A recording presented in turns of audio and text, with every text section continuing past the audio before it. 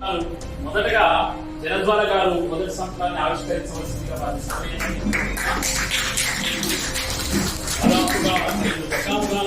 తెలుగు సాహిత్యాన్ని విశ్వాసంగా వేలాది కవితల్ని వందలాది వ్యాసాలు రచించినటువంటి రచయిత శ్రీ జలద్వార గారి ఆవిష్కరించుకోవడం రెండవ సంపుటి శ్రీమతి చిన్నమ్మ థామస్ గారిని ఆవిష్కరించవలసిందిగా ఇంతటిగా మూడవ సంపుటికి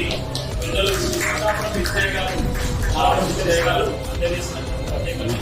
పదాలపై ఇప్పటికీ పైగా పుస్తకాలు స్వతంత్రంగా వెలువరించి అది